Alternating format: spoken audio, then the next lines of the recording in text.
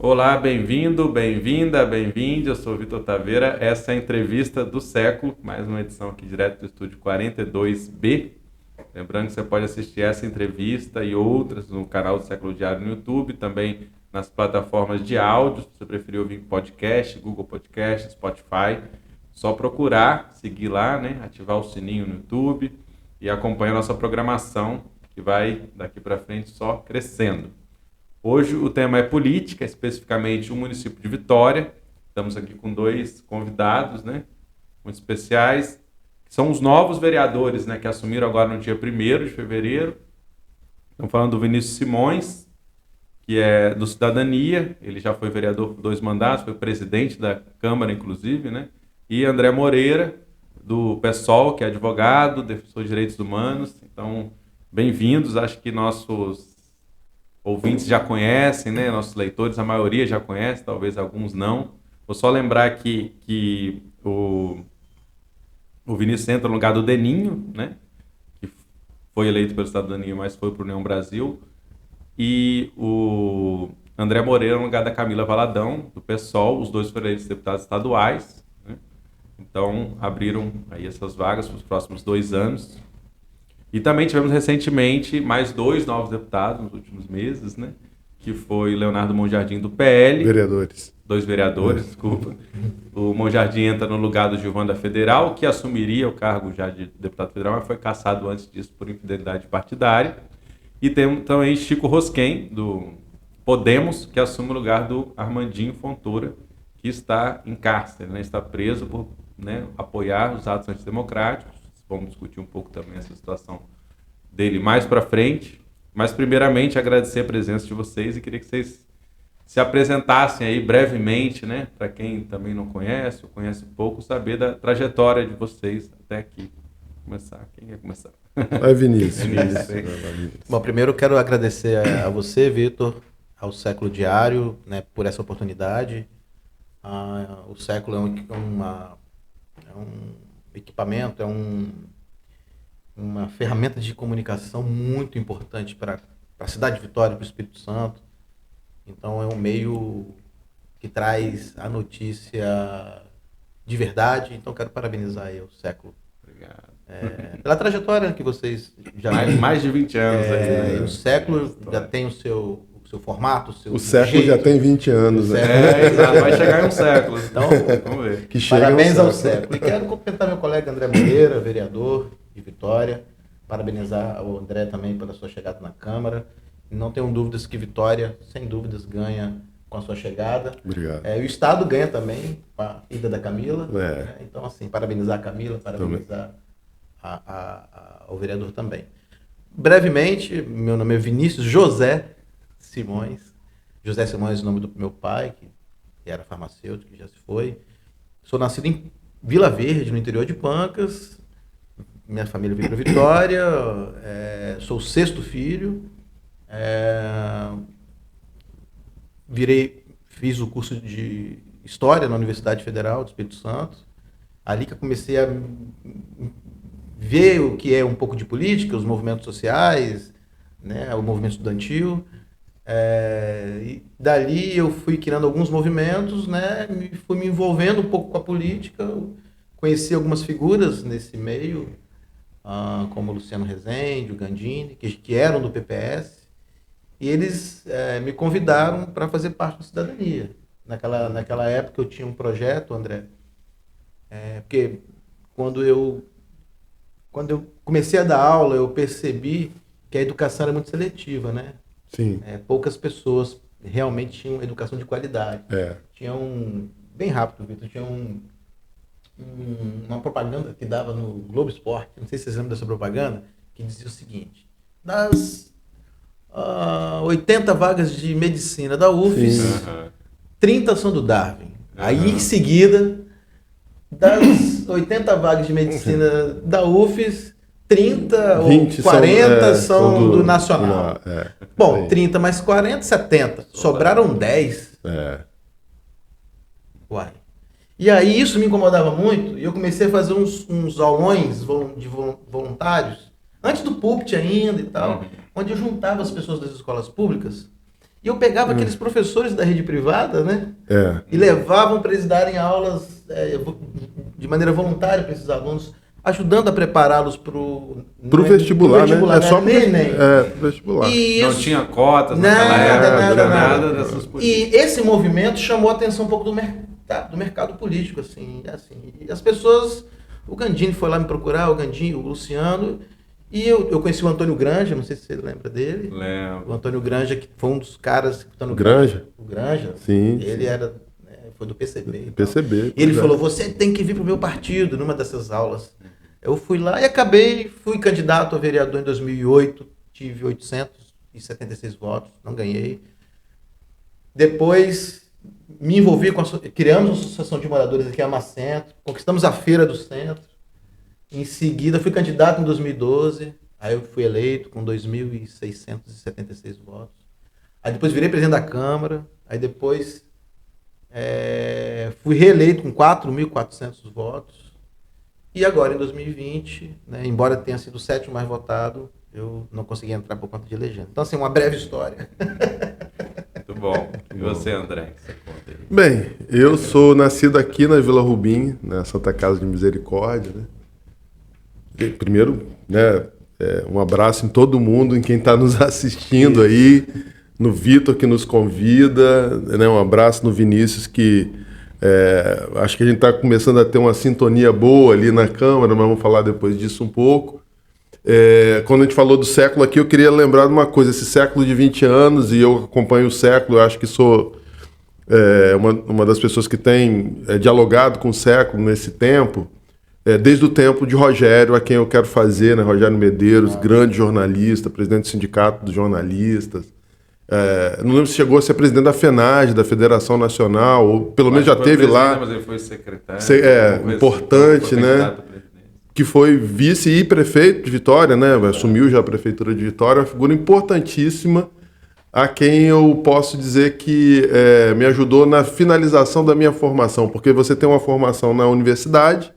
Eu sou advogado, né? Me formei em 95, mas você vai se formando na vida, na política. E eu consegui ter com o Rogério, quando ele estava até esse momento da transição do século, uma formação política complementar fantástica, né? E eu quero fazer essa homenagem a Rogério aqui, que é uma das pessoas importantíssimas, com todas as suas complicações, com as suas idiosincrasias. As pessoas falam, Rogério é uma figura fantástica. Inclusive com um cara que consegue se reinventar na idade em que ele assume o século, ele se reinventa, né? Isso é muito importante, né? Para o jornalismo e para a política capixaba. Para a política capixaba. Fantástico. E aí, então, eu sou advogado, formado em 95, militei no movimento, desde o movimento estudantil, na época em que a gente não tinha rede social e juntava 5.000 pessoas na lábia, né? No cartazinho, passando de escola em escola. Colando nos DCE, né? Lá eu lembro da primeira reunião minha de movimento estudantil, em que eu estava lá eu acho que ainda tem hoje um teatro lá, um auditório no Estadual, em que eu conheci uma das pessoas que eu acho que é uma das figuras mais importantes da política capixaba, que é o Mauro Ribeiro, que é hoje secretário, né, aqui no Espírito Santo, secretário-geral do PCB, né, foi que o PPS saiu, teve uma disputa aí sobre o partido, mas o PCB está aí, e são figuras que o Mauro é uma das figuras que me acompanha desde esse momento, então eu sou dessa geração da política aqui no Espírito Santo. Depois eu fui para a OAB, fiquei 13 anos na ordem eu fui primeiro presidente da Comissão de Advogados em início de carreira, fui presidente da Comissão de Direitos Humanos durante muito tempo, sucedendo pessoas importantes como Francisco Erkenhoff, que foi presidente da comissão, o Elcias Castro, também já sido presidente daquela comissão, e acho que a gente conseguiu dar continuidade a um bom trabalho. Depois eu saí, fiquei um tempo fora, fui presidente da comissão do Conselho da Criança e do Adolescente. A gente fez boas denúncias junto com o Conselho de Direitos Humanos sobre violação lá no IASES. Fiquei um tempo fora e em 2014 eu entro no PSOL. Né, o meu primeiro partido, até hoje só tive um partido do PSOL. Disputei para Senado, depois disputei para prefeito de Vitória, disputei para governo do Estado e depois a disputa agora, né, em que eu fiquei como suplente da Camila, e a Camila, que é um fenômeno, vai puxando o pessoal e a gente vai junto dela, né? Então, essa é a minha história, é a história de defesa de direitos sociais e de direitos humanos. Essa é a história da minha vida, e a gente vai, a partir dessa história, construindo outras relações com os direitos que vão, na verdade, saindo desse núcleo, né? Porque tudo que a gente defende hoje aí separado, como direito da população LGBTQIA+, QIAP+, direito da pessoa em situação de rua, da pessoa dos PCDs, tudo isso estava no bojo da defesa de direitos humanos e de direito social, que hoje está aí, os direitos culturais, tudo isso estava, naquela época, estava tudo concentrado. E hoje a gente tem os movimentos muito organizados, agora a gente precisa dar linha, né? Dar uma linha geral para os movimentos, a gente conseguir se organizar como um grande movimento dos movimentos. Né? A gente foi até registrado, né, lá no Século, para quem não conhece, é séculodiário.com.br, onde tem cobertura diária do Espírito Santo, da política, foi até colocado lá, né, como essa nova oposição da Câmara, né, de alguma maneira, que é representada principalmente Vinícius e André. A gente tem alguns vereadores ali que são aliados, mas tentam colocar de uma maneira um pouco mais independente. Eu não sei como é que vocês estão vendo, eu também estou acompanhando tão de perto, a Luiz Varejão, o Anderson Goge, não sei se o Luiz Paulo, o Chico que está entrando agora. A gente convidou o Chico, né? Ele estaria aqui, teve que cancelar, né? de última hora. A gente também tinha convidado o Leonardo Monjardim, ele acabou não respondendo, né? E tal.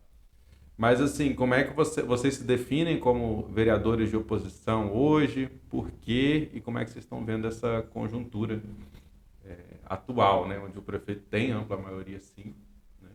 Mas a gente vai se aproximando de 2024, que é um ano eleitoral, e às vezes as coisas vão se complexificando aí, né? Como é que vocês estão vendo assim, essa conjuntura da Câmara? Quer começar ou começa? Pode começar, André. Não, eu sou de oposição indiscutível, né? Assim, não tem como o pessoal ser de situação nessa conjuntura, com uma administração que, inclusive, teve uma adesão muito grande às pautas do Bolsonaro. Então, assim, do ponto de vista do projeto político, não tem dúvida nenhuma que a gente é oposição. Isso é patente, eu tenho até falado isso. Falo, inclusive, na reunião com o prefeito diretamente, nós somos oposição. E eu acho que isso não é problema. E eu tenho um certo incômodo, viu? E acho que as pessoas têm que pensar nisso, Vitor. Com as pessoas que estão nessa posição de não quererem assumir posição. Eu acho que a eleição... vocês me conhecem, quem me conhece sabe que eu nunca fui um sujeito de não assumir posição. Talvez eu tenha pago até algum preço aí, né, na política e em tudo a partir disso, até na minha atividade profissional. Eu sempre tive posição muito marcada. Algumas pessoas não me contratam como advogado, não porque acham que eu não seja bom como advogado, mas porque sabem que a minha posição é uma posição de defesa do trabalhador. E nem gostaria que fosse me contratar, na verdade, né? Agora, essa coisa, eu não sou oposição, eu não tenho... Eu acho que isso não cabe mais. Eu acho que o que cabe, estou falando isso por mim, né? Eu não sei como é que Vinícius vai se posicionar, mas eu tenho ouvido isso lá. O que cabe é ser responsável, né? Ser de oposição não significa que em alguns momentos você não possa achar que uma determinada proposição do prefeito vai atender ou não vai atender, ou que um outro vereador que é da situação não possa compor em alguma pauta específica. Essa é a grande questão de fazer política, a gente conseguir fazer esses traços.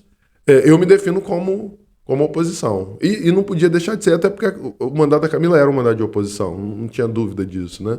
Agora, responsável, técnica, a gente tem feito um trabalho, nós tem que agradecer a equipe que com pouco tempo está fazendo um trabalho muito bom, inclusive sob condições muito ruins, porque as pautas chegam para a gente, às vezes no dia, em cima da hora. Como ontem, né? Como ontem, os meninos estão tirando, os meninos e as meninas, todos e todes, né, que estão na nossa composição lá, estão tirando leite de pedra.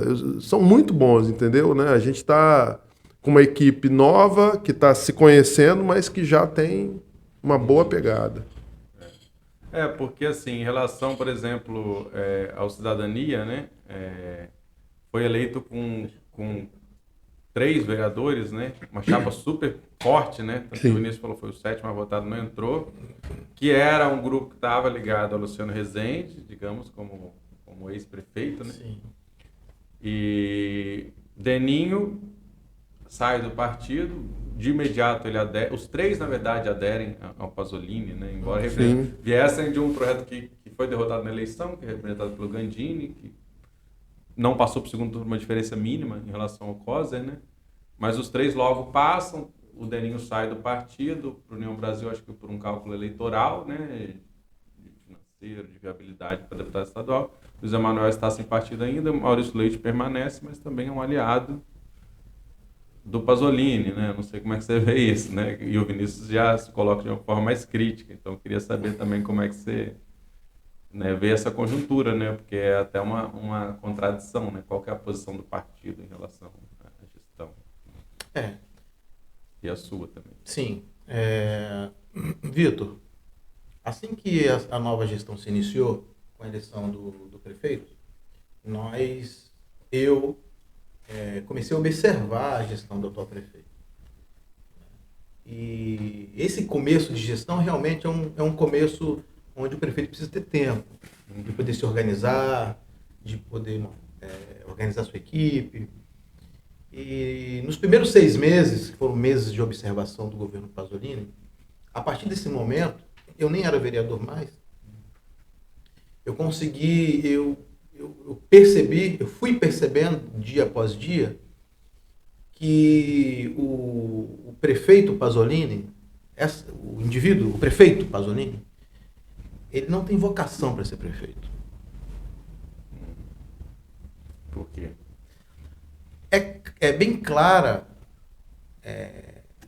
que o comportamento dele, a condução dele da cidade está muito distante das capacidades que ele tem para gerir a cidade. A gente fala, por exemplo, que ele é mais delegado do que prefeito. Por exemplo, ele foi um excelente delegado. Ele, como pessoa, deve ser uma excelente pessoa. Eu não o conheço pessoalmente, eu nunca conversei com ele muito pessoalmente. Deve ser um excelente amigo, um excelente irmão. Agora, ele é um péssimo prefeito. Eu sou professor de história, meu irmão. Se você me colocar para dar aula de matemática, os meus alunos vão ficar todos reprovados. Então, assim, o prefeito não tem vocação para ser prefeito. Infelizmente, porque a gente vê isso, terminando essa parte, a gente vê isso no dia a dia da cidade. Você vê isso nos PAs, agora que melhorou um pouco, você vê que a cidade está suja, mal iluminada, você vê que a população de rua aumentou, não há um atendimento à população de rua. Você vê o centro que piorou bastante. Abandonado, né? Abandonado. Você vê a cidade com trânsito caótico, toda hora um semáforo quebrado, com algum problema. Né? Vinícius, me permita. Os aparelhos novos já depreciados. A falta de professores nas escolas. Enfim, a cidade ela retrocedeu assim muito. Vitória sempre teve bons prefeitos. Sempre teve. Desde até antes do Paulo Artung, do Vitor Buais, depois veio Paulo, veio Paulo Artung, Luiz Paulo, aí veio o João Cosa, veio o Luciano, com suas dificuldades, com suas realidades econômicas daquele momento, com suas peculiaridades ideológicas, mas esses prefeitos, de alguma forma, conseguiam conduzir a cidade. Vitória está sem condução. E diante disso, eu já comecei a fazer um movimento de defesa da cidade. Antes de assumir o mandato. Logo que... E assim, as pessoas também precisam entender o que é oposição, né? Por exemplo, o vereador André ontem, ele num projeto de lei, né, nós votamos a favor do projeto de lei do governo, que é um projeto que defende a cidade, que é importante para a cidade.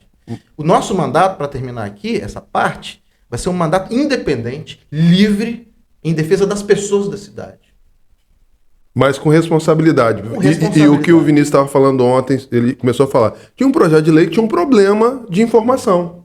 A gente não tinha informação adequada, entra em regime de urgência, quer dizer, você não tem o tempo de passagem pelas comissões regulares, em que você pode pedir informação e tudo mais, entra em regime de urgência, transfere 17 milhões de dentro da conta da educação para dentro da conta da educação, então é um remanejamento, só que 14 desses estavam ligados a uma rubrica que está ligada à questão da educação digital. A gente teve que... A gente teve que votar 17 milhões de reais em 10 minutos. Em 10 minutos. Só que a gente não deixou sem questionamento, né? Aí uma fala em cima da sua também. Mas o prefeito chamou os vereadores lá para conversar. Sim. Não é? Não, bacana, parabéns, prefeito. Legal chamar os vereadores para conversar e tal. Mas assim, conversar não resolve. Porque chamaram os vereadores para conversar em janeiro de 2021. Isso aí. Para falar da reforma da Previdência. E disseram que o projeto estava ótimo, certinho, bonitinho, estava tranquilo. Os vereadores saíram da sala do prefeito. Não, tá beleza, vou votar o projeto. E cortaram 14% de aposentados que ganham a partir do salário mínimo. A partir do salário mínimo, então. Então, assim, essa conversinha de vamos lá, ouvir, vamos, mas cadê o projeto? Preciso ter tempo, né? Esse bate-papo verbal, ele é salutar? Mas não é suficiente. Não dá para fazer análise ali. E aí eu vou fazer só uma pequena parte nessa questão e falar o seguinte. Eu já, desde esse momento, a gente já não acreditava no processo eleitoral por conta de toda a pauta ideológica. Mas quando ele faz esse movimento, e aí a Camila estava, né, nesse primeiro dia, e nos relatou, olha, a gente teve que votar numa coisa tão importante quanto a reforma da Previdência, num afogadilho que não houve possibilidade do vereador ter consciência daquilo que estava votando. Isso e aí a foi gente já... na legislatura, inclusive, ele com sessões extraordinárias convocadas para... E aí tem um negócio interessante. A gente levantou de novo essa pauta, o Vinícius fez esse importante movimento, ele traz um novo projeto para a revogação da reforma. Dessa parte da reforma. Dessa parte da reforma, né? Tem até que a gente tem que ver, conversar sobre, mas dessa parte da reforma que é fazer a tributação de 14% sobre o salário mínimo. Quer dizer, quem recebe a partir de um salário mínimo já está tributado. Só que 14% sobre quem recebe salário mínimo é diferente de 14% de quem recebe 30 mil reais. Exatamente. Quem tem salário mínimo não tem espaço para tirar nada do salário, porque ele é mínimo. E, aliás, ele é menos do que o mínimo, né? O que me parece que aconteceu, assim, me parece que o prefeito pensou assim, erramos. Mas não tem coragem de voltar atrás. Mas Exato. Isso é o que eu estava falando do delegado. Tem esse problema. Porque a falta de diálogo. Por exemplo, o acampamento da galera sem teto, em frente à prefeitura, durou 4 meses. 4 meses. Vitor, isso é um problema. É uma coisa que, na imagem dele, explicitava uma questão social na cara de quem passa na prefeitura. Uma palavra, indiferença. É um ser que tratou as pessoas com indiferença. Eu não sei se 4 meses de indiferença. Eu não sei, criança, né? Eu não sei se isso é decorrente do cara que chega no cargo e tem essa postura. Porque a gente também conhece delegados que não são assim, é óbvio, né? Que a gente conhece um padrão do pessoal da segurança pública que acaba nessa posição de que ele não pode aceitar o erro. E isso é um caminho quase certo para o abuso de autoridade, né? O sujeito vai. Às vezes ele começa bem, mas tem um momento em que ele fala assim, eu não posso perder a minha autoridade. Aí ele descamba para o abuso de autoridade. Volta na vocação. Exato. Porque a grandeza é essa, né? A grandeza é dar um passo para trás quando é necessário. Nelson Mandela disse. Desistir também é liderar. Agora, vocês foram recebidos recentemente, os 4 novos, né, pela capitã Stephanie, né, que é a vice-prefeita, e aí teve uma polêmica muito grande. Eles, né, já entraram há muito tempo, acho que desde o início, né, numa certa rota de colisão aí, e o Pasolini fechando espaços para a capitã Stephanie, que é a vice, eleita, né, democraticamente tem o seu posto. E isso chegou num momento que deu mais holofotes, que foi quando ele tomou o microfone dela, né? E depois, quando ela conseguiu recuperar o espaço de voz, na inauguração do Parque da Gruta da Onça, da reforma lá, que ela pegou e fez a crítica direto em público, né? Foi gravado, enfim. Também é uma movimentação política dela, né? Recebeu os vereadores e tal. Então, assim, tem algumas fissuras também, né? Eu não sei como é que foi essa reunião, vocês gostariam de comentar? Na reunião estava, inclusive, o Léo Monjardim. E o Chico. Sim, né? Foi uma reunião de recebimento. Mas o prefeito não fez uma reunião. Não, mas teve a reunião só de apresentação de... Não, mas não teve igual a ela, não. Eu quero dizer o seguinte, a primeira coisa que a gente fez no primeiro dia foi prestar solidariedade a ela e registrar que não contarão com o nosso silêncio em matéria de violência de gênero. Né? Exato. Nós Violência de gênero, violência política de gênero. Tanto em relação ao que acontecia na Câmara, quanto em relação ao que aconteceu com ela. E fomos a uma reunião com ela, que ela recebeu gente muito bem, muito delicada, e percepção minha, um amadurecimento político nela muito grande. Muito grande. Acho que ela tem, se ela tivesse espaço, ela teria a capacidade de tocar muitas das pautas que talvez hoje estejam ficando perdidas por falta de uma pessoa que tenha essa percepção da necessidade da política. Uma mulher da segurança pública, mas que não tem esse perfil do não saber recuar. Né? Ela, inclusive, recua em relação a ele, né? Porque se ela quisesse criar um problema político maior, ela poderia ter ido para cima dele naquele momento e garantir a voz dela. Parece que ela fez... Ela disse que ela fez esse movimento porque ela entendia que ela precisava resolver isso politicamente ali dentro. Isso é uma postura dela, né? Ela botou o diálogo interno Isso. e ela botou para fora, né? E parece naquele que momento. o resultado que ela conseguiu se colocar. Eu acho que é uma figura importante para a gente notá-la, perceber. Ela vai ter um amadurecimento muito grande. Eu acho que ela ganhou, como ela mesma disse, assim... nesses 2 anos ela cresceu 20 anos na questão da política. Nesse ponto, nesse assunto, eu destaco 2 pontos. O primeiro ponto é que, se a gente analisar os vice-prefeitos, né, de todos esses prefeitos que nós comentamos, Pouco apareceram. eu não percebi. Não é isso. Eu não percebi uma fissura, um conflito desse tamanho, do vice com o. Não, pelo pelo contrário, os vice-prefeitos foram. Sabe por quê? Aí eu vou para o segundo ponto. É porque ele não tem vocação para isso. E não é porque ele é um delegado, não. Porque ela é capitã. Capitã. Então, assim, um prefeito que consegue não somente afastar sua vice, mas em um episódio tomar o direito de fala de sua vice... Violência política de gênero, né? Não tem vocação alguma para ser prefeito ou liderar qualquer coisa. Alguma. Não houve nenhum pedido de desculpas em nada. Então, assim, se ele não dialoga com sua vice-prefeita, por exemplo, parece que eu acho que ele não vai tirar férias nunca, né? É um problema sério. Mas esse é o problema. Olha só, tem eu não sei se isso era Gramsciano, a dizer que o seguinte, a ideologia é a melhor forma de dominação porque quem domina pela espada não pode dormir em cima dela, né?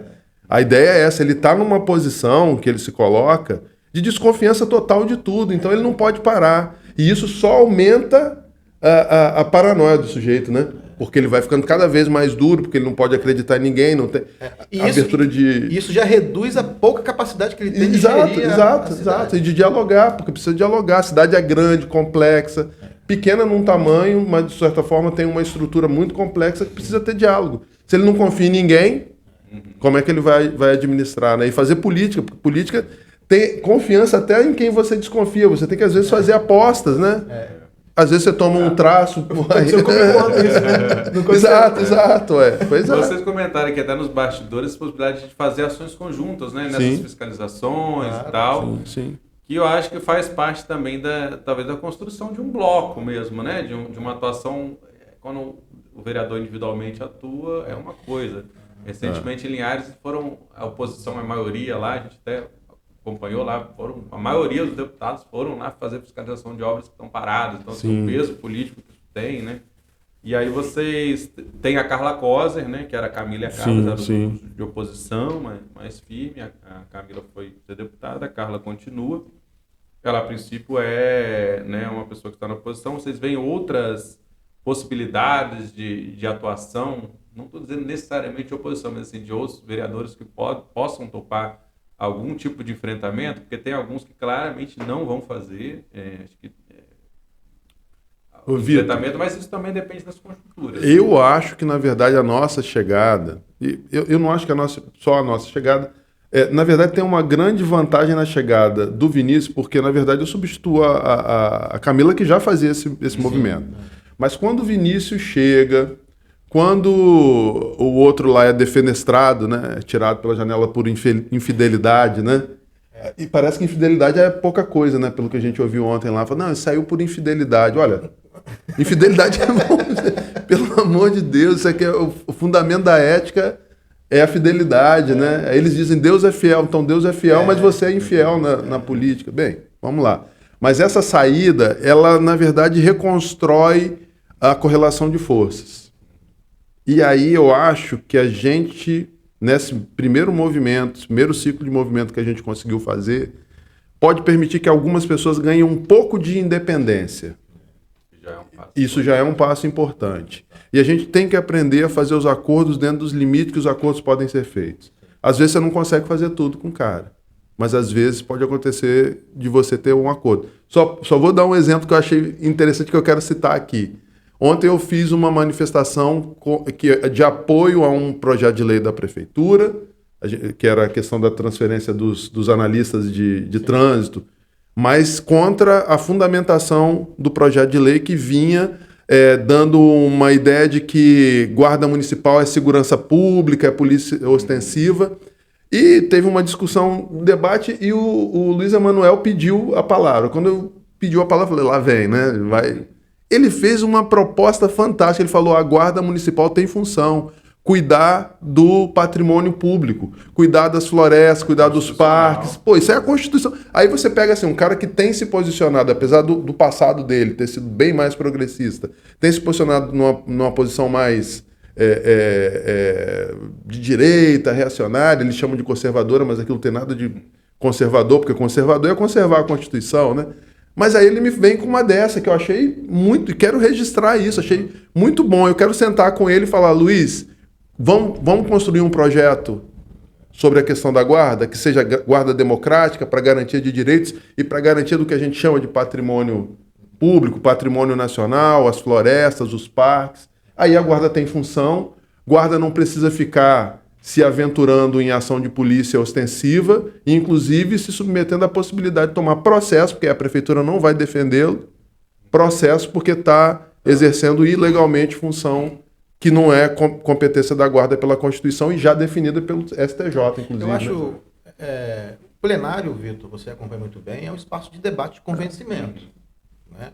Eu acho que o nosso comportamento, do André, da Carla, né?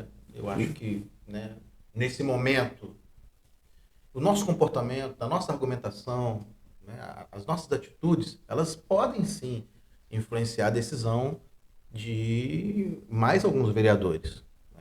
Então a gente tem que continuar nesse diálogo com eles, né? Conversando, ouvindo, propondo, fazendo acordos dentro da legalidade, aquilo que é permitido, e a gente de fato construir aí, né, quem sabe um bloco. Eu e o André temos algumas diferenças, né? Mas são importantes que existam. Lógico. Mas nós temos algo em comum, que é a cidade de Vitória, que é defender as pessoas, quem quer que elas sejam. Sim, sim. Ontem aconteceu um pouco disso. Ontem a gente conseguiu ganhar a presidência da Comissão de Segurança num acordo com o Aloysio Varejão. O Aloysio, que ficou muito... titubeou no sentido positivo, né? Não estou querendo que ele foi fraco, não, mas no sentido de que ele ficou muito em dúvida na votação da Comissão de Direitos Humanos. Quando eu e a Carla fomos disputar com o Davi a presidência, né? A gente montou um bloco, eu não lembro quem é que está na outra pessoa da Comissão de Direitos Humanos. Mas o Aloysio foi o voto de Minerva. Ele ficou com dúvida. Ele teve dúvida. Ele não votou imediatamente, ele ficou ali um minuto e meio, pensando, olhando para a gente, para saber o que ia pensar, e votou no Davi. Quando veio a votação da Comissão de Segurança, a gente fez um acordo. Eu falei para ele, estou até assumindo aqui de novo, acordo registrando, que foi o seguinte: ele queria, eu tinha me colocado para disputar, eu e Carla, contra o Léo e o André Brandino. E aí, de novo, a Luísa ia decidir. E ele falou assim: não, eu queria concorrer à presidência dessa comissão. Eu fiz um acordo com ele, que não permitiram trocar na hora, mas que a gente está acordado, de que eu sairia, que eu concorreria, sairia da presidência para ele vir para a presidência. Eu vi como vice, a Carla concedeu essa possibilidade, e a gente recompôs a comissão com ele como presidente da comissão. Nisso nós conseguimos tirar a comissão da mão dos representantes do prefeito. Isso é importante, isso é um acordo que muda. Uma comissão importante como a de segurança, isso muda. E essas possibilidades você tem que estar ali na hora, sabendo, entendendo a dinâmica do plenário. Agora é importante que o plenário seja... Tem gente que é a favor do prefeito, tem a oposição, mas é importante que o vereador não abra mão da capacidade de legislar, de fiscalizar e de autonomia no plenário, porque a gente exige tanta autonomia no plenário, ninguém pode falar lá fora, né? A plateia é silenciada às vezes porque já saiu gente presa de lá porque falou alguma coisa, mas aí o prefeito manda a ordem lá e as pessoas acatam sem... Quer dizer, a gente tem que manter autonomia. Ontem, né? Pois é, tem que ter autonomia sempre. Na comissão de educação, né, tava assim, tudo para ser rápido aqui, tava tudo combinado, né? Eu presidi a comissão de educação, né? E de repente começou um movimento, uma interferência que alguns membros da comissão de educação, um especificamente, saiu. E hoje em dia chega no celular, né? Saiu da comissão para ele não votar em mim. Aí o Davi entrou no lugar dele. Aí o Davi não vai votar em mim. Sim, mas... mas é isso. Fui até o final no meu... Na proposta, é isso. Então tá outras coisas. Armandinho Fontoura, quer dizer, ele está preso desde dezembro do ano passado, por causa, né, do apoio, antes ainda daquele ato, né, em Brasília, por ter apoiado as manifestações democráticas e usado essa acusação, né, a estrutura, né, do mandato para isso. Só que a Câmara ainda não se posicionou no sentido de julgar isso, né, nas suas comissões pertinentes, e a Justiça está nisso. Enquanto isso, o Chico Rosquen está no mandato como suplente legítimo, né?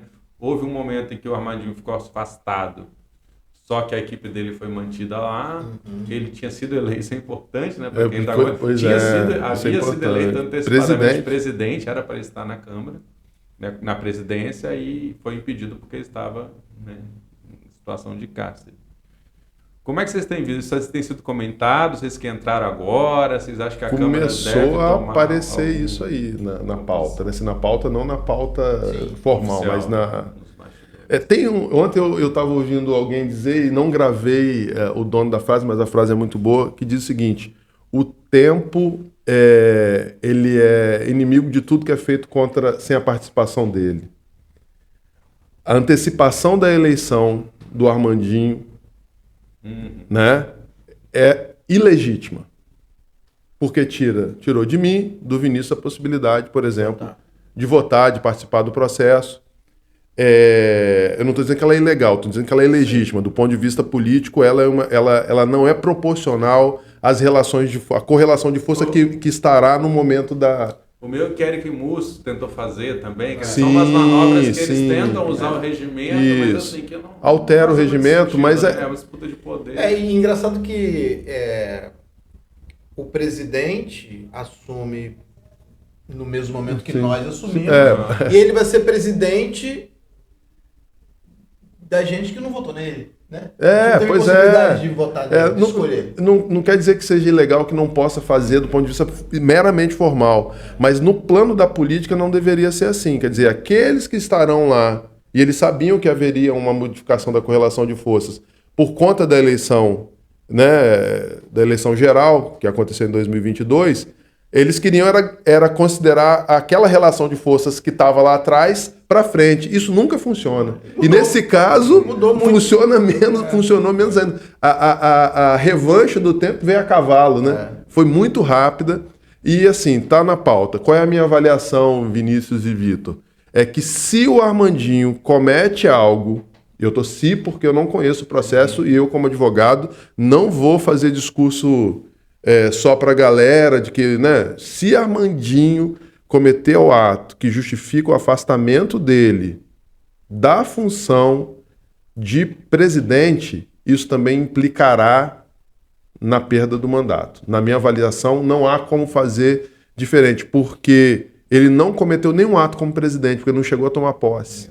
Então, se o que tem no processo é grave a esse ponto, né, a gente vai ter que julgar o processo e, no meu sentir, a tendência na minha cabeça é de que ele vai perder o mandato. Mas eu só posso dizer isso de forma definitiva com os autos as informações do processo na mão, que nós não temos hoje. Então, o Piquet deve pedir o processo, levar à corregedoria. Nós precisamos analisar isso com muito cuidado, porque isso pode ser uma faca de dois gumes, né? A gente tem que respeitar o voto. Voto é uma conquista da democracia. A gente ficou mais de 20 anos sem votar para que qualquer situação possa depois retirar o voto das pessoas. Né, o valor do voto popular. Agora, se tiver efetivamente participação em ato antidemocrático, em tentativa de golpe, tem que perder o mandato, mas não só ele. Gilvan da Federal precisa perder o mandato. O Capitão Assunção precisa perder o mandato, porque a gente não pode achar que existe liberdade contra a democracia. Isso é um contrassenso. A democracia tem que se proteger. Eu sou livre para falar contra a democracia. Não, não é não. Tem um fundamento democrático, histórico, porque isso não foi ganho com... você não comprou a liberdade, a democracia numa prateleira de uma loja. Gente morreu por conta disso. Eu acho assim, pegando essa fala do André, lógico que o André é advogado, eu sou professor de história, o André... Eu não vou conseguir ter as avaliações jurídicas que o André tem, mas as pessoas são livres para falarem o que quiserem. Eu posso falar aqui o que eu quiser. Ninguém me impede de falar aqui o que eu quiser. Isso é democracia. Porém, tem responsabilidade. Existe responsabilidade sobre aquilo que você fala. Isso aí, tem consequência. A democracia, ela é fantástica. Uma pessoa jogou para mim e falou assim: o senhor não por que o senhor não defende que todo político tinha que ter curso superior? A pessoa falou isso comigo. Lula não tem, né? Não, escuta, ela falou assim: eu defendo que todo político tem que estar preparado para administrar, por isso tem que fazer curso superior. Eu falei com ela assim: vou te falar uma coisa. Existe uma forma disso acontecer. É só você votar em quem tem curso superior. Mas a democracia, ela se cuida, ela tem uma capacidade de autocuidado incrível. Eu queria que todo político fosse assim. Vota no político que é assim e pronto. Agora também, por outro lado, isso não é garantia nenhuma, né? Vamos pegar aí, eu tenho muitas críticas ao Lula, todo mundo sabe, isso é público em relação a algumas condições, mas o Lula foi a terceira eleição dele, né? Então tem um reconhecimento público de um valor histórico político dele, eleito pela terceira vez, não tem curso superior, Michel Temer tem. Entendeu? Agora, então isso não diz nada, né? Minha parte nesse assunto, isso é muito ruim para a cidade. Né? Você ter, né, infelizmente, o presidente da Câmara numa condição dessa. Isso não é bom para a cidade. Isso não é bom para a saúde política da nossa cidade. Né? Enfim, esperemos que isso se resolva, né? Se resolva, né? E de alguma maneira, assim, essa nova eleição acabou sendo até mais favorável para o Pasolini, porque entra o Leandro Piquet, que é do partido dele, e sai o Armandinho, que é uma figura aliada dele, mas que mostrava as garras, né? Que me parece que seria uma coisa que poderia gerar algumas tensões ali, pela forma política dele, etc. E tal. Mas como é que vocês estão vendo o Piquet? Do Piquet? Como que está sendo esse primeiro momento? Até agora, né? É um cara até agora. De maior diálogo. Então veja só. Mas é porque o Piquet é dele? Não, olha só. É verdade isso. Piquet é um quadro do prefeito, um quadro do partido, um quadro manifestamente... mas é muito inseguro você também ter ali um presidente que pode variar demais, né? Que pode estar jogando com a... Aí estão lá eu e Vinícius fazendo oposição, ele joga com a oposição para ganhar alguma coisa lá dentro do governo e depois retira a nossa condição. Eu prefiro um bom acordo para que a gente tenha independência no exercício das nossas funções. Então, eu não tenho a reclamar pessoalmente do Piquet nada, né? Eu vou reclamar no momento em que tiver problemas. A gente tem os problemas internos de estrutura da casa que a gente está reclamando com ele. Eu acho que mandar projeto em cima da hora não é republicano, porque a gente precisa, para exercer nosso mandato, de tempo para análise com cuidado, que merece a análise do interesse público. Agora, também dizer que para nós seria melhor, Armandinho, qual é a lógica disso, né? Nesses primeiros momentos aí da minha avaliação sobre o Piquet, eu tenho percebido o que o presidente tem que fazer. O presidente tem que seguir o regimento da casa. Primeira coisa, O presidente tem que seguir o regimento. Ocorre que o presidente pode, às vezes, interpretar o regimento. Muitas vezes. Interpretar o regimento. Então, assim, nesses primeiros momentos, eu estou percebendo que o Piquet está preocupado em conduzir a casa sem sabotar. Isso aí. Eu estou percebendo que ele não quer sabotar, que ele não está querendo, que ele não faz parte do perfil Você dele. acha que o Davi Ismael fazia isso? Ele fez isso ontem. Davi tentou me sabotar ontem. O Davi ontem, eu estava na sessão falando, discutindo na tribuna, na minha parte de fala, na tribuna. Sem a parte, né? Ele senta embaixo, perto do microfone, e ele começou a falar alto comigo, para me desconcentrar. Assim, é uma atitude covarde, que desrespeita as regras, né? O Davi se mostrou ali um ser humano covarde e rasteiro. Eu até falei com ele naquele momento: ô Davi, você está me atrapalhando a fala. Até se tem um livro, né? Tem um livro que diz o seguinte: como vencer um debate sem ter razão. A primeira... Porque quando o cara perde a razão, ele sai das regras. E é muito ruim você estar falando ali e uma pessoa gritando, falando alto, fora do microfone para desconcentrar. Sabe? E isso é de uma imaturidade e, sabe, é um desrespeito enorme ao parlamentar que está ali. Então, eu imaginei que ele tivesse amadurecido, mas não. Ele se demonstrou um ser ali mesquinho, infelizmente. Sim, nesses primeiros anos a Câmara teve um holofote muito grande, mas por um fator negativo também, né? Sim. O André estava falando um pouco disso, da falta de discussão de fato da cidade, né? Que eu acho que vocês, a presença de vocês pode contribuir nesse sentido. E aí a gente teve também principalmente uma série de ataques destinados às vereadoras de oposição, que Sim. Né, eram duas mulheres. Agora a Carla, de alguma maneira, como mulher, né, é a única, né? Havia um apoio, uma relação muito forte entre Camila e Carla, apesar da diferença de partido, etc e tal, mas compondo também o mesmo campo de oposição. Como é que vocês veem, distensionou, porque tem a saída do Gilvan também, que era o grande, né? Entra o Leonardo Monjardim, que também é de extrema-direita, também é bolsonarista, mas há uma expectativa que ele não seja tão, né? Tem uma atuação tão desrespeitosa como teve o Gilvan da Federal. Mas eu queria saber um pouco de como é que vocês estão. Você acha que está havendo um distensionamento em relação ao passado? Você acha que vai lá. Vai continuar tenso? Como é que é também a relação de vocês? Nesse momento em que nós chegamos, eu observei a Câmara também, você deve ter observado a Câmara no momento anterior, né? A gente via ali realmente um desrespeito enorme por parte do Gilvan, alguns parlamentares, que o André pode falar isso melhor depois, que ele estava muito mais próximo da Camila do que eu. Agora, nós no primeira semana de sessão, nós pautamos a reforma da Previdência ali. E, Vitor, naquele dia, foi um debate incrível que o André fez, que os parlamentares fizeram, que os vereadores fizeram. Outra coisa, aquele debate provou que a Câmara, o vereador pode ser firme nas suas convicções, e é possível ser firme e respeitoso, e educado, respeitoso. É possível isso acontecer. E, de fato, saiu um debate que alcance uma solução. Porque o que são os 15 vereadores ali? Naquele bombom, né? Parece um bombom. Bombom alpino. Alpino. Se pintar de dourado é um alpino. O que são os 15 vereadores? Sabe o que são os 15 vereadores ali? É como acontecia na Ágora da Grécia.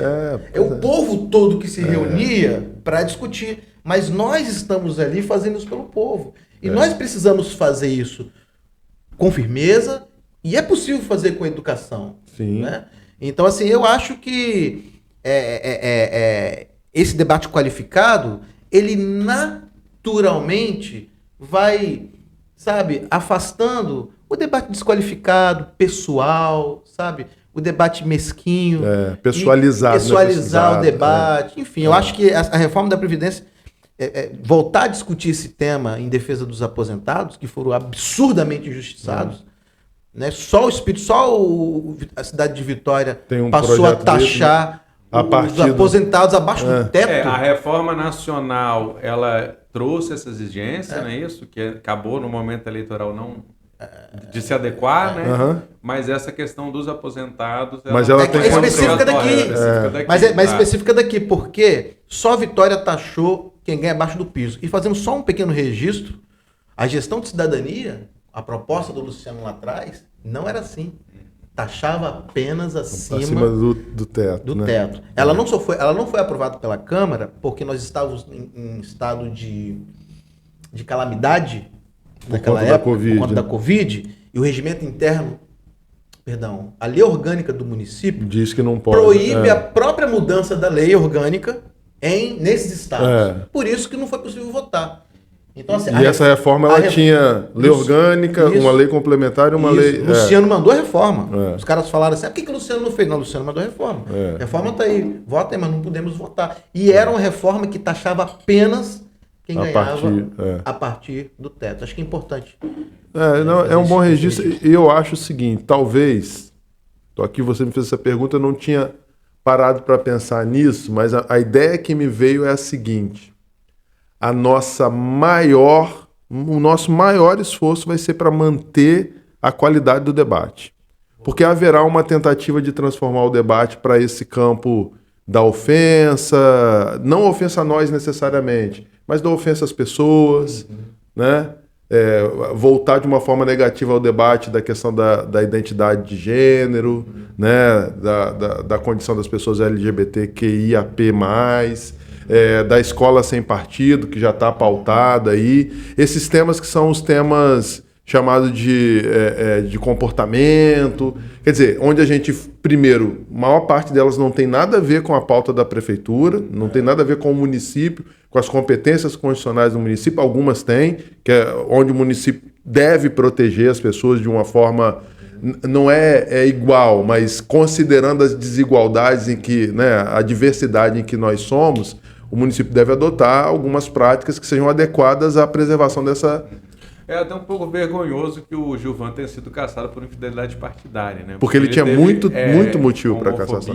Transfobia, racismo religioso, uma série de coisas que passaram. Inclusive os vereadores, por mais que a maioria falava, não, eles não tinham uma postura forte, tipo, isso não pode ser. Isso é um problema. Assim, mas principalmente do presidente da Câmara. Passar pano.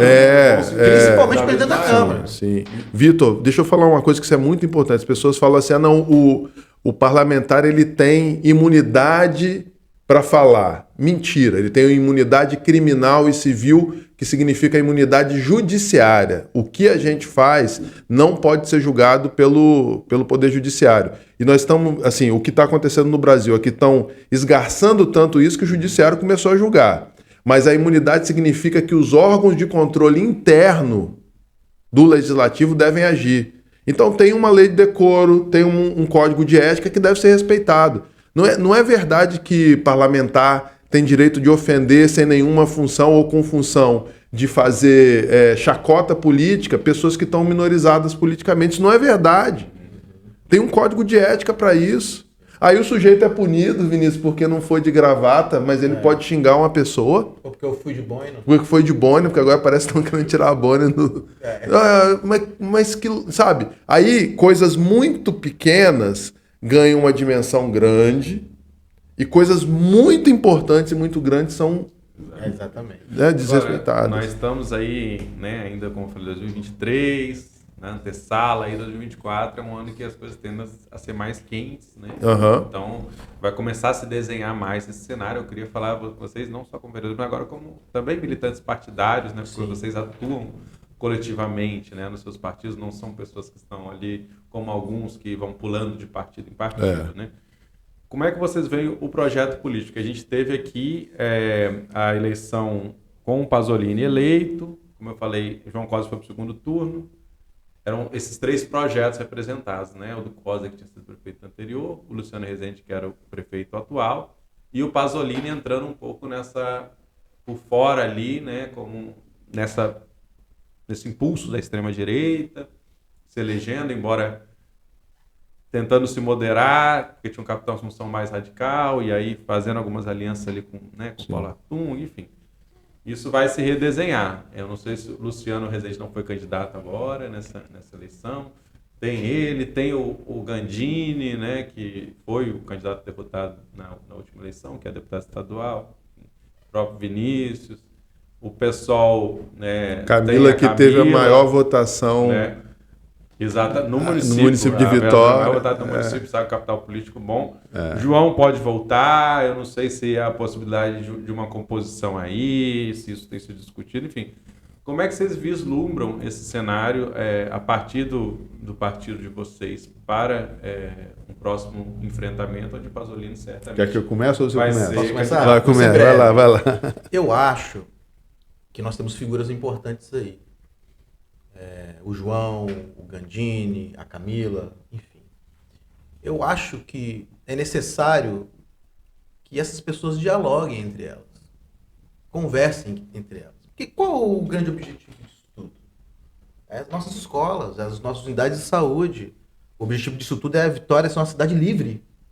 O objetivo disso tudo é a gente viver numa cidade segura e livre, para que as pessoas possam ser felizes na cidade onde elas moram. Então, assim, nós temos que aglutinar as forças progressistas, sabe? Para a gente recuperar a felicidade das pessoas na cidade. Porque esse modelo que está agora da cidade é um modelo de improviso. Não há planejamento. Eles vão tocando a cidade no improviso. Né? Então, eu sou defensor, e não falo nem como presidente do Cidadania de Vitória, não. Falo como vereador e como cidadão. Eu sou defensor de que nós precisamos conversar. Né? Tem partidos mais à esquerda, tem partidos do centro-esquerda, até talvez que estão ali no centro. Nós temos que dialogar e fazer uma grande frente, uma grande estratégia para a gente tirar a cidade de Vitória, que Vitória, não é por conta daquela polarização, não é, toda, né?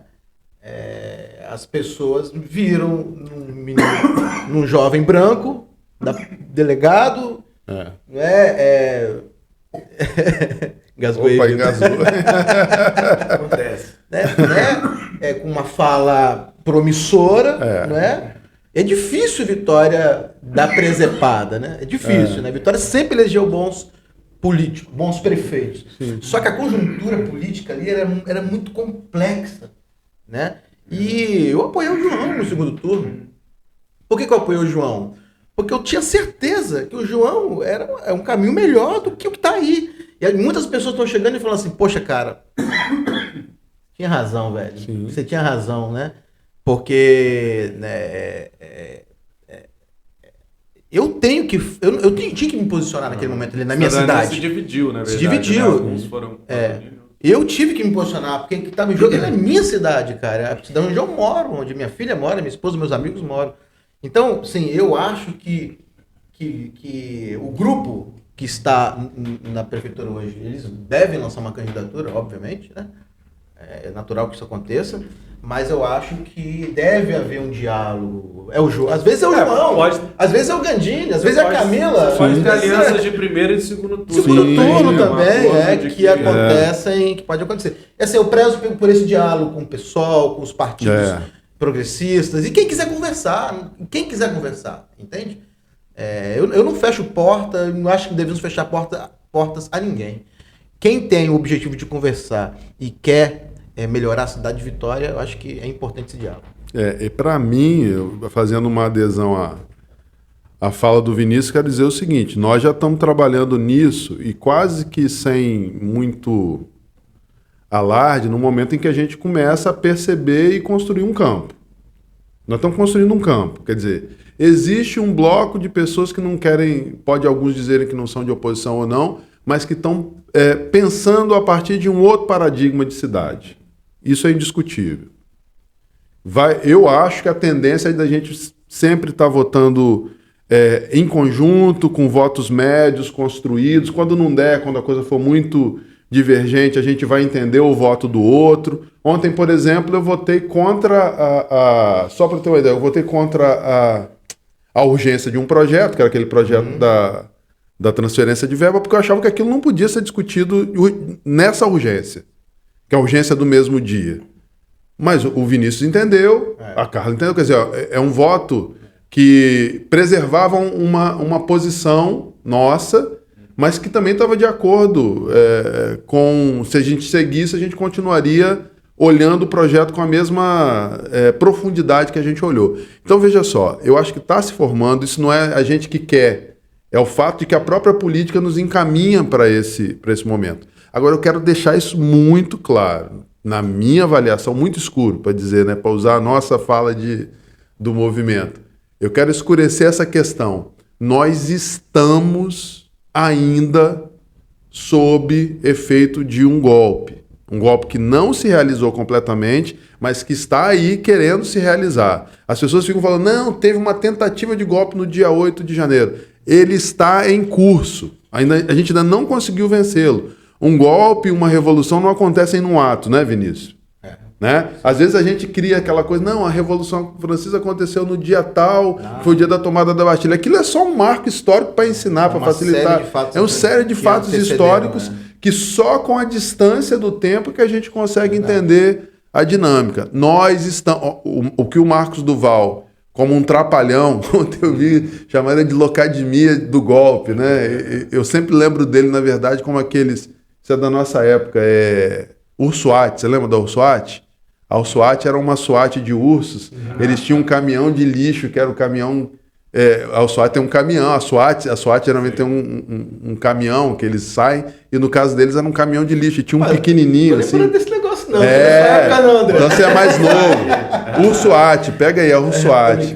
Ele era tinha um pequenininho lá que é a cara dele. Porque é um trapalhão, mas ele evidenciou em todas as falas dele. Porque as pessoas falam assim, ele mudou 4 vezes de fala. Para mim, todas as falas dele indicam que Bolsonaro cometeu crime. Os crimes podem ir do próprio crime lá do 359 LM, que é a tentativa de abolição do Estado democrático, por aí, como pode ser prevaricação. Ele estava diante de 2 que estavam tramando e não tomou nenhuma medida. E, obviamente, né, aquilo não aconteceu isoladamente, aquilo está no curso de vários atos antecedentes e atos consequentes de tentativa de golpe. Então, o cara, a gente está ainda nesse processo, muito embora esses caras sejam muito erráticos, né? Mas a gente está nesse processo e eu acho que também isso deve entrar na conta política, que nós não estamos num momento de total normalidade, no sentido de que há um grupo que ainda não cessou de tentar fazer um golpe. E a gente não pode passar numa situação dessa assim, passando pano, dizendo que está tudo bem, na política vale tudo. Não vale tudo na política. Então esse é um outro elemento que eu gostaria de trazer para esse processo. Você acha que isso influi na nossa disputa municipal? Pois é, eu acho que a disputa municipal tem que vir para 23, tem muita água para rolar até lá. Mas a condução da disputa municipal tem que considerar isso, tem que considerar que nós estamos numa situação complexa, que tem um vereador, presidente eleito que está preso justamente por isso, e que não pode ser simplesmente cada um puxar o seu projetinho individual de poder, né? A gente tem que pensar nisso, porque às vezes também, por outro lado, viu, Vinícius? O pessoal fala assim, nós estamos num golpe, tem um golpe, aí na hora de fazer pensar a política ali na pragmática, tira o golpe da mesa e fala assim, não, o meu projeto de poder é esse, então eu quero chegar aqui. Ou nós vamos sentar para tratar o golpe como aquilo que ele é, um golpe, uma tentativa de supressão do Estado de Direito, em que todos e todas nós e todos não estaríamos mais aqui falando sobre isso, ou a gente vai parar de dizer que é golpe e vai dizer que isso é normal. Eu acho que é golpe, que ainda tem uma tentativa de golpe em curso. Aliás, eu acho mais, né? Eu acho que a democracia burguesa é um golpe na sequência contra as classes trabalhadoras. Ele só para um pouquinho, tem um viezinho assim, um vernizinho de democracia, mas quando você suprime o direito social à aposentadoria de uma parte das pessoas, colocando acima do salário mínimo, isso é um golpe. Isso é um golpe, e foi dado como um golpe, porque as pessoas não tiveram, os vereadores não tiveram tempo de discutir. Nem os servidores. Exatamente. Pessoal, obrigado. Estamos aí já no limite do tempo. André Moreira, Vinícius Simões, obrigado pela presença, pelas ideias, né? Essa entrevista do século, produção e locução de Vitor Taveira, o apoio técnico do Cauã Elmer, do Estúdio 42B, A gente volta em breve aí com novos vídeos, né? Então, para quem chegou até aqui, curte lá, ative o sininho no YouTube, ou siga e avalie na plataforma de áudio e compartilhe aí também nas suas redes. Lembrando que também notícias, análises, informações diárias você tem no séculodiario.com.br. É isso, obrigado. Valeu. E até a próxima. A gente que agradece, o século é você, Vitor. Sucesso a você e sucesso a você. Para nós, né? Seu sucesso é o meu sucesso.